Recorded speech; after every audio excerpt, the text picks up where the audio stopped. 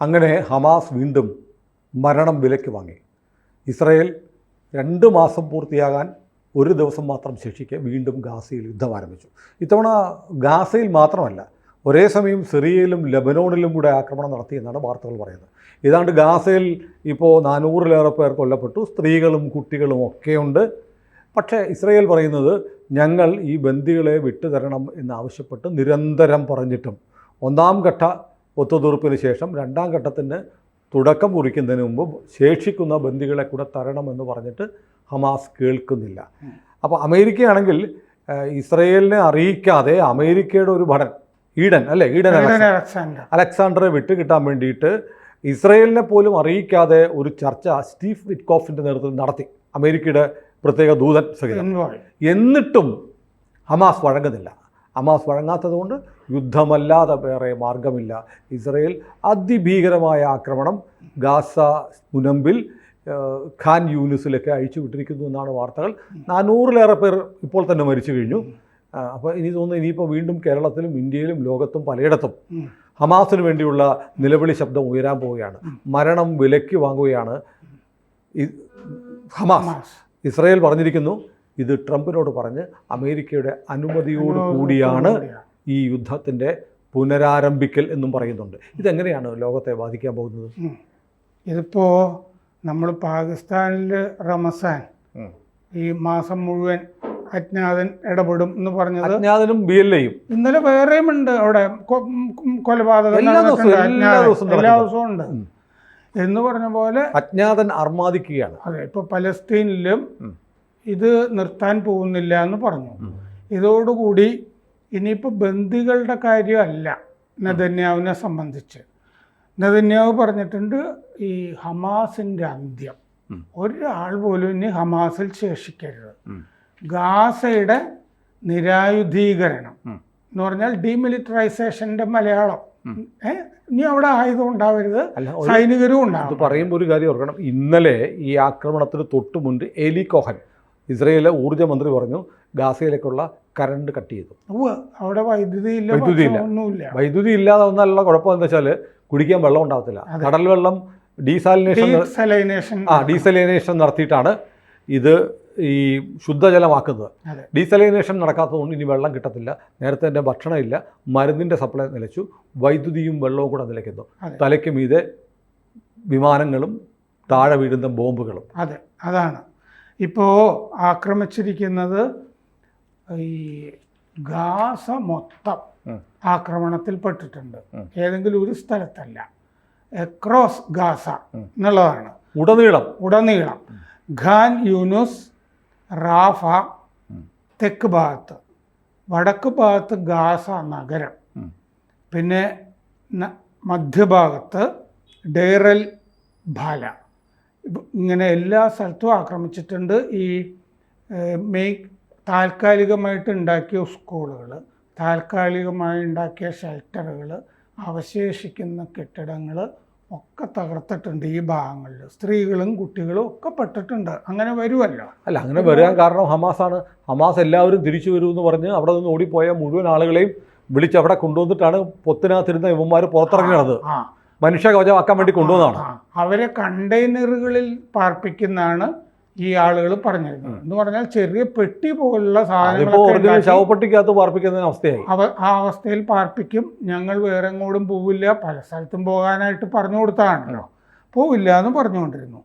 അപ്പോൾ ഇതോടുകൂടി ഇപ്പോൾ നമ്മൾ ചർച്ച ചെയ്യുമ്പോൾ ആശുപത്രിയിൽ 326 ജഡം വന്നിട്ടുണ്ട്.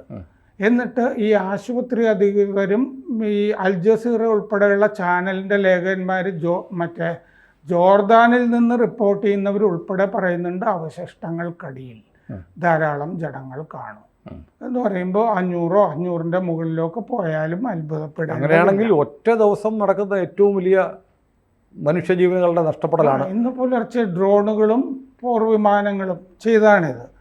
ഇതോടുകൂടി ജനുവരി 19 വെടിനിർത്തൽ നടപ്പാകുമ്പോൾ തന്നെ താൽക്കാലിക വെടിനിർത്തൽ എന്ന് നെതന്യാഹു പറഞ്ഞിരുന്നതാണ്. അന്ന് നമ്മളുടെ ചർച്ച പഴയത് നോക്കിയാൽ ഇത് ശാശ്വതമല്ല എന്ന് നമ്മൾ പറഞ്ഞിട്ടുണ്ട്. കാരണം ഇസ്രയേലിൻ്റെയും അമേരിക്കയുടെയും ലക്ഷ്യം സാധിക്കുന്നത് വരെ അവർ അവിടെ ഗാസയെ വെറുതെ വിടില്ലല്ലോ. അല്ല, ബന്ദികളുടെ കാര്യത്തിൽ തന്നെ ഹമാസ് ഒരുപാട് വൃത്തികേട് കാണിച്ചിട്ടുണ്ട്. കാരണം ഈ ബന്ദികളെ വിട്ടയക്കുമ്പോൾ അവർ ഒരുപാട് നാടകങ്ങൾ നടത്തി, ശവപ്പെട്ടി വെച്ചിട്ടുള്ള പ്രകടനങ്ങൾ, എന്നിട്ട് ഒരു ഇസ്രയേലി ഭടനായിരുന്ന ഒരാളെ ബന്ദിയെ ഭീഷണിപ്പെടുത്തി ഹമാസിനെ ഉമ്മ വെക്കുന്ന വീഡിയോസ് എടുത്തു. എന്നിട്ട് അത് വെച്ചിട്ട് ബന്ദികൾക്ക് ഞങ്ങളോട് വലിയ സ്നേഹമാണെന്ന് പറഞ്ഞു. ഇങ്ങനെ ഒരുപാട് നാടകങ്ങൾ നടത്തിയപ്പോൾ ഇടയ്ക്ക് തന്നെ ഇതൊന്ന് ഒലഞ്ഞ് ആടി വീണതാണ് ഈ വെടിനിർത്തൽ. ആകെ 35 പേരെയോ മറ്റുമാണ് ബന്ദികളെ മോചിപ്പിച്ചിരിക്കുന്നത്. ഇസ്രയേൽ 2000 തടവുകാരെ, പലസ്തീൻ തടവുകാരെ വിട്ടുകൊടുത്തു. ഇത് എന്ത് ന്യായമാണെന്ന് എനിക്ക് അന്നും മനസ്സിലായിട്ടില്ല, ഇന്നും മനസ്സിലായിട്ടില്ല. ഇങ്ങോട്ട് ആദ്യഘട്ടത്തിൽ 33 ബന്ദികളും 5 ജഡവും വിട്ടുകൊടുത്തത്. രണ്ടാമത്തെ ഘട്ടത്തിൽ പറയുന്നത് ഈ അമേരിക്കൻ ഇസ്രയേൽ ഭടൻ ഇഡൻ അലക്സാണ്ടറും പ്ലസ് 4 ജഡവും തരാമെന്നാണ്. എന്ത് ന്യായമാണിത്? ഇസ്രയേലും അമേരിക്കയും പറഞ്ഞിട്ടുള്ളത് ബാക്കി മുഴുവൻ ബന്ദികളെ ഇങ്ങോട്ട് താന്നാണ് പറഞ്ഞിട്ടുള്ളത്. 60 പേര് ഉണ്ടാവുന്നതാണ് വിശ്വാസം. 60 പേര് മരിച്ചവർ ഉൾപ്പെടെ 35ഓളം ജഡങ്ങളായിരിക്കും എന്ന് പറയുന്നു. അതെ, 34 35 ജഡവും ഒക്കെ ആയിരിക്കും എന്ന് പറയുന്നു. ഇത്രയും ആളുകളൊന്നും ചിലപ്പോൾ അവരുടെ കയ്യിൽ ബന്ധുക്കൾ ഉണ്ടാവില്ല. കാരണം അവർക്ക് ഈ ഇസ്രയേലിൻ്റെ തടവറകളിൽ നിന്ന് അവരുടെ ആളുകളെ മോചിപ്പിക്കാനുള്ള ഒരു ബ്ലാക്ക് മെയിൽ ഇത് മാത്രമാണ് ഈ നടന്നുകൊണ്ടിരിക്കുന്നത്. കാരണം ഇത് യോജിക്കുന്നില്ല. 2000 പേരെ മോചിപ്പിക്കുമ്പോൾ 33 പേരും അല്ലേ കുറെ ശവപ്പെട്ടി കൊടുക്കുക തിരിച്ച് എന്നുള്ളത് എന്ത് ന്യായമാണ്? ഏത് യുദ്ധ ന്യായമാണെന്ന് എനിക്ക് മനസ്സിലാകുന്നില്ല. നമ്മൾ ഈ ജനീവ കൈമാറ്റ കരാറുകളും ഒക്കെ നമ്മൾ വായിക്കുന്നതല്ലേ, ഇതൊന്നും ഇപ്പോൾ ഈ മോചിപ്പിക്കപ്പെട്ട 2000 പേര് മണ്ടയ്ക്കാണ് ഇപ്പോൾ ബോംബ് വീണുകൊണ്ടിരിക്കുന്നത്. അതങ്ങനെയാണ് വരാൻ പോകുന്നത്. അല്ലെങ്കിൽ അവരെ തുർക്കിയിലേക്കോ വേറെ എവിടെ ഈജിപ്തിലേക്കോ എങ്ങോടെങ്കിലും ഒക്കെ മാറ്റിയില്ലെങ്കിൽ പാകിസ്ഥാനിലേക്കുള്ള യാത്രയോ പാകിസ്ഥാൻ ഏറ്റെടുക്കാന്ന് പറഞ്ഞ കുറെ പേരെ. അപ്പൊ നെതന്യാഹു പറഞ്ഞിട്ടുണ്ട് ഇനി ഈ പരിപാടി നടക്കില്ല, ബന്ധുക്കളെ വിട്ട് കിട്ടിയിട്ടില്ല, ഞങ്ങൾ ചോദിച്ച ബന്ധുക്കളെ വിട്ട് കിട്ടിയിട്ടില്ല, അതുകൊണ്ട് ഇനി അതിനു വേണ്ടി കാക്കുകയില്ല, ഇനി ഹമാസിനെ നശിപ്പിക്കും. ആ പരിപാടി ഞാൻ ആലോചിക്കുന്നത് ഹമാസിനെ നശിപ്പിക്കുമെന്ന് പറയുമ്പം നെതന്യാഹു പറയുന്നത് ട്രംപിൻ്റെ നാവ് കൊണ്ടാണ്. അതെ, ട്രംപിനെ സംബന്ധിച്ച് ഒരു യുദ്ധം വീണ്ടും ആവശ്യമായിരുന്നു. കാരണം ഇവർ അവിടുന്ന് ഇവാക്വേറ്റ് ചെയ്യണം, ഒഴിപ്പിക്കണം. അപ്പോൾ അവിടുത്തെ പ്രസ് സെക്രട്ടറി പറഞ്ഞിട്ടുണ്ട്, ട്രംപിനോട് ചോദിച്ചിട്ടാണ് ഇസ്രയേൽ ഇത് ചെയ്തത്, ഞങ്ങൾ അറിയാതെ അല്ല. അപ്പോൾ Steve Witkoff envoy, middle east envoy അമേരിക്കയുടെ സ്റ്റീവ് വിറ്റ്കോഫിൻ്റെ നിർദ്ദേശങ്ങളൊന്നും ഹമാസ് അംഗീകരിച്ചില്ല എന്നും നെതന്യാഹു പറഞ്ഞിട്ടുണ്ട്. ട്രംപിൻ്റെ ഒരു അഭിമാനത്തിൻ്റെ പ്രശ്നം കൂടിയുണ്ട്. ഒരിക്കലും തീവ്രവാദ സംഘടനകളുമായിട്ട് ചർച്ച ചെയ്യില്ല എന്നായിരുന്നു അമേരിക്കയുടെ നിലപാട്. അതുപോലും മാറ്റിവെച്ച് സ്റ്റീവ് വിറ്റ്കോഫിനോട് അവരോട് സംസാരിച്ചോളൂ എന്നുള്ള ഒരിളവ് വരെ ട്രംപ് കൊടുത്തു. ട്രംപ് ഒരു വലിയ മഹാമനസ്കത കാണിച്ചു. എന്നിട്ടും ഹമാസ് അത് അംഗീകരിച്ചില്ല എന്ന് പറഞ്ഞാൽ പിന്നെ ശിക്ഷിക്കുകയല്ലാതെ ട്രംപിന് വേറെ മാർഗ്ഗമില്ല. അതായത് ഇവരിങ്ങനെ തടവറയിൽ നിന്ന് ആളുകളെ മോചിപ്പിച്ചുകൊണ്ടിരിക്കുക. ഹമാസിൻ്റെ സൗകര്യം പോലെ ശവപ്പെട്ടികളിൽ ജഡങ്ങൾ കൊടുക്കുക എന്നുള്ള അവസ്ഥയാണ് ഇപ്പോൾ. ഇതിനകത്ത് ഞാനൊരു സംശയം ചോദിക്കട്ടെ, ഇപ്പോൾ ഈ ലെബനോണിൽ നിന്ന് പഴയ പോലെ ഇങ്ങോട്ട് മിസൈൽ അയക്കാൻ ഹിസ്ബുള്ള ഇല്ല. ഇനിയുള്ളത് ഇറാൻ ആണ്. ഇറാൻ ഇതിവിടെ ഗാസയിൽ ഇസ്രയേൽ ആക്രമണം നടത്തി എന്ന് പറഞ്ഞ് പണ്ടത്തെ പോലെ വല്ല പാടക്കുറ്റിയോ റോക്കറ്റോ പൈപ്പൊക്കെ റോക്കറ്റ് ഉണ്ടാക്കുമല്ലോ, ഇതൊക്കെ കയറ്റി അയക്കാൻ സാധ്യതയുണ്ടോ?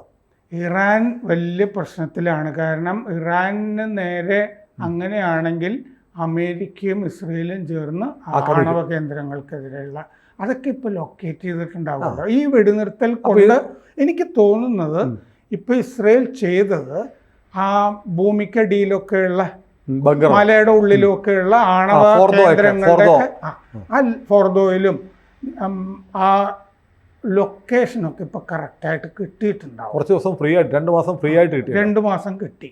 അപ്പോൾ അത് അമേരിക്കയ്ക്കും കിട്ടിയിട്ടുണ്ടാവും. അങ്ങനെയാണെങ്കിൽ ഒരു സംയുക്ത ആക്രമണമായിരിക്കും. അല്ലാതെ ഇറാൻ ഇനി ഇതിനു വേണ്ടി ഇറാന് കൈകെട്ടി നോക്കി നിൽക്കാനേ പറ്റൂ. ഈ ഹമാസിൻ്റെ അവസ്ഥയിലാണ് ഇറാനും കിടക്കുന്നത്. അവിടെയും ഈ പറഞ്ഞ പോലെ വൈദ്യുതിയും ഭക്ഷണമൊന്നുമില്ല. കാരണം നേരത്തെയുള്ള ആക്രമണങ്ങളിൽ തന്നെ ഊർജ കേന്ദ്രങ്ങളൊക്കെ തകർന്നതാണ്. അവിടെ പവർ കട്ടുകളൊക്കെ ധാരാളം ഉണ്ട്. നാട്ടുകാർ, അവിടുത്തെ ജനം പൊറുതി മുട്ടിയിരിക്കുകയാണ്. അപ്പോൾ രണ്ടാം ഘട്ടം തുടങ്ങേണ്ട സമയത്താണ് ഈ ഏകപക്ഷീയമായി വെടിനിർത്തൽ ഇസ്രയേൽ റദ്ദാക്കിയിരിക്കുന്നത്. ഇനി യുദ്ധം മാത്രമേ ഉള്ളൂ. വെടിനിർത്തലിനെ പറ്റിയിട്ടുള്ള സംസാരം പോലും നടക്കാൻ പോകുന്നില്ല. ഇസ്രയേൽ ആവശ്യപ്പെട്ടിരുന്നു ആദ്യഘട്ടം എന്ന് പറയുന്നത് ഏപ്രിൽ മധ്യം വരെ നീട്ടണം എന്നും ആവശ്യപ്പെട്ടിരുന്നു. അതും സൈനിക തന്ത്രത്തിൻ്റെ ഭാഗമാകാനാണ് സാധ്യത. ഏപ്രിൽ മധ്യം വരെ നീട്ടുമ്പോൾ വേറെ ചില കാര്യങ്ങളും കൂടി തയ്യാറാക്കാനായിട്ട് ഇസ്രയേലിന് ഈ ഗ്യാപ്പിൽ ഇസ്രയേലിൻ്റെ പക്കൽ കുറേ ആയുധങ്ങളുടെയൊക്കെ സ്റ്റോക്ക് ഏതാണ്ട് കഴിഞ്ഞിരുന്നു.